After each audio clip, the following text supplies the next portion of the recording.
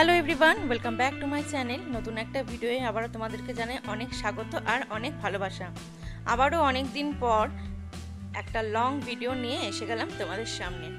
এখন তো পটলেরই সিজন, তাই ভাবলাম পটলের একটা রেসিপি তোমাদের সাথে শেয়ার করি।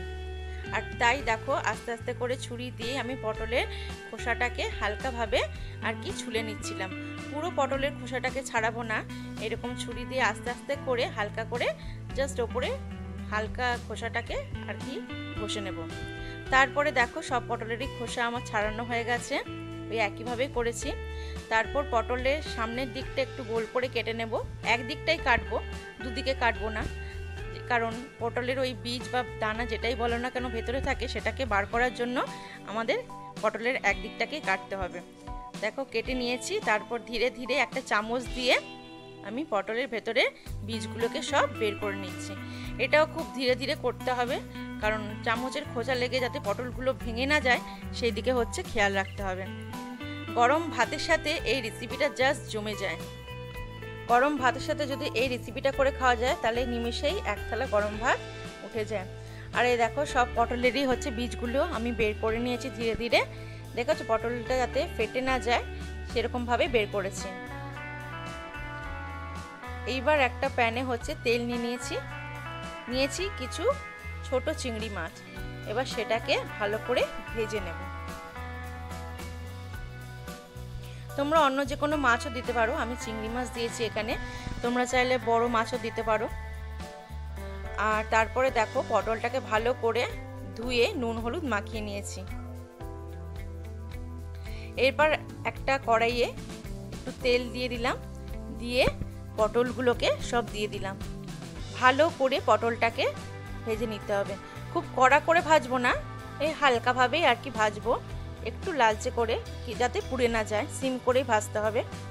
তারপরে দেখো পটলের যে বীজগুলো দিয়েছিলাম মানে বার করেছিলাম, সেগুলো হচ্ছে একটা মিক্সার গ্রাইন্ডারে ভালোভাবে পেস্ট করে নেব। জল ছাড়া পেস্ট করবে, জল দিয়ে নয়, আমি জল ছাড়াই পেস্ট করেছিলাম। এই দেখো পটলগুলো আমার ভাজা হয়ে গেছে, এবার আস্তে আস্তে তুলেও নিচ্ছি। খুব একটা ভেজেছি এমন নয় আর কি, একটু লালচে করে একটু অল্প করে ভেজেছি, কম আছে, যাতে পুড়ে না যায়। তারপর দেখো পেঁয়াজগুলোকে দিয়ে দিলাম, পেঁয়াজ কেটেছিলাম একটু যেই তেলের মধ্যে পটলটা ভেজেছিলাম সেই একই তেলেই হচ্ছে পেঁয়াজটা ভালোভাবে ভেজে নেব। তার সাথে দিয়ে দেব টমেটো কুচি, কয়েক কোয়া রসুন, একটু আদা আর 3-4টে কাঁচা লঙ্কা। ভালো করে এটাকে ভেজে নিতে হবে, একটু লালচে করে ভেজে নিতে হবে।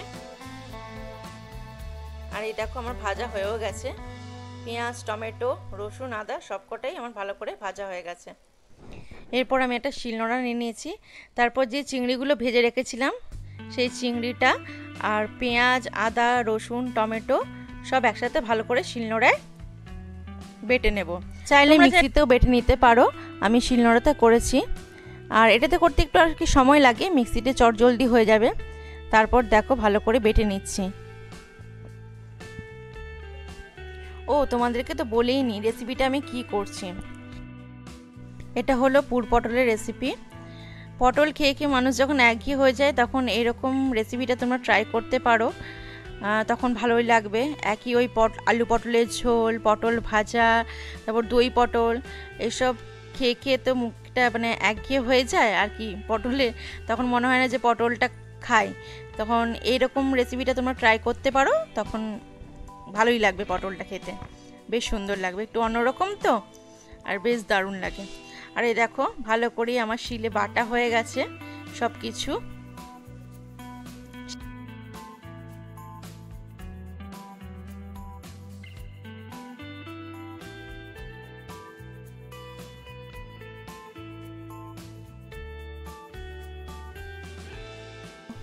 পেস্টটা আমার হয়ে গেছে ভালোভাবে।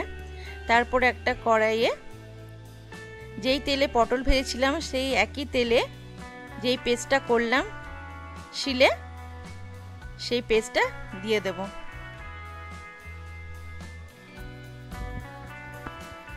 একটু আর কি ভালো করে মশলা দিয়ে কষিয়ে নিতে হবে। তারপরে পটলের যেই বীজ বা দানা যেটা আমি পেস্ট করেছিলাম মিক্সারে, সেটাও দিয়ে দিলাম একসাথে। তারপর দিয়ে দিলাম পরিমাণ মতো নুন, পরিমাণ মতো হলুদ, অল্প একটুখানি জিরে গুঁড়ো, ব্যাস। তারপর ভালো করে কষিয়ে নিতে হবে। পুর পটলের এটাই হচ্ছে মেন, যেটা ওই পটলের মধ্যে আর কি দেওয়া হবে, আর যে কারণে পটলটাকে আর কি ফুটো করা হয়েছিল। এই দেখো পুরটা আমার রেডি হয়ে গেছে, কি সুন্দর হয়েছে দেখেছো।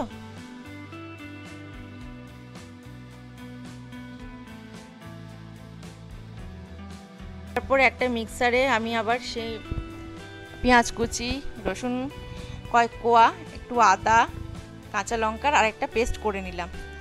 আর এবার দেখো পটলগুলো যে ভেজে রেখেছিলাম তার মধ্যে এবার আমি পুরটাকে ঢুকিয়ে দিচ্ছি ভালোভাবে।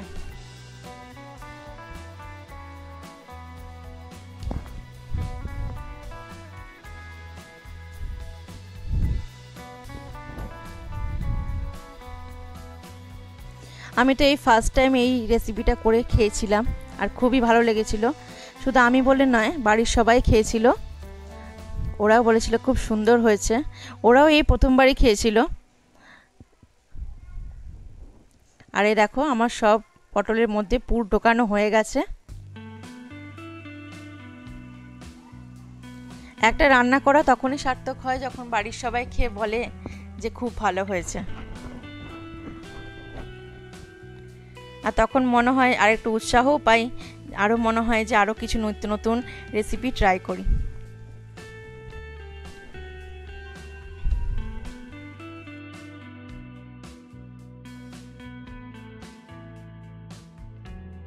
দেখো সব পটলের মধ্যে আমার পুর ঢোকানো হয়ে গেছে।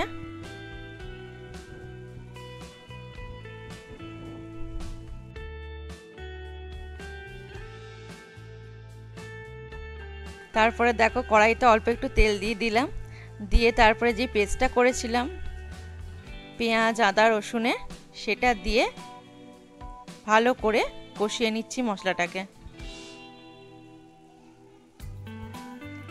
তারপর অল্প একটু জল দিয়ে দিলাম। এতেও পরিমাণ মতো নুন হলুদ তোমরা দিয়ে নেবে।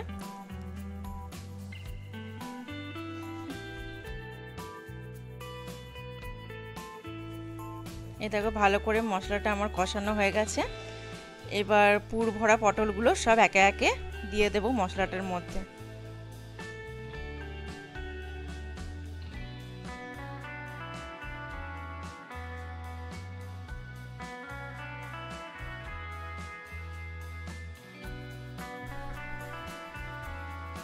দিয়ে একটু ভালোভাবে নেড়ে চেড়ে নেব।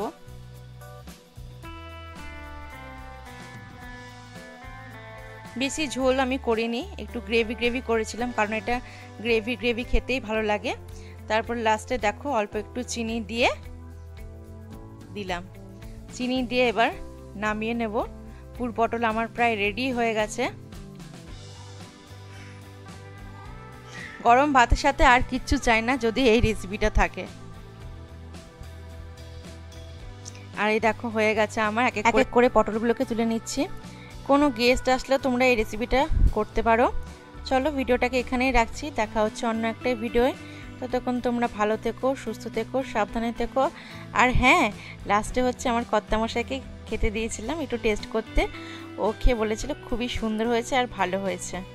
চলো বাই।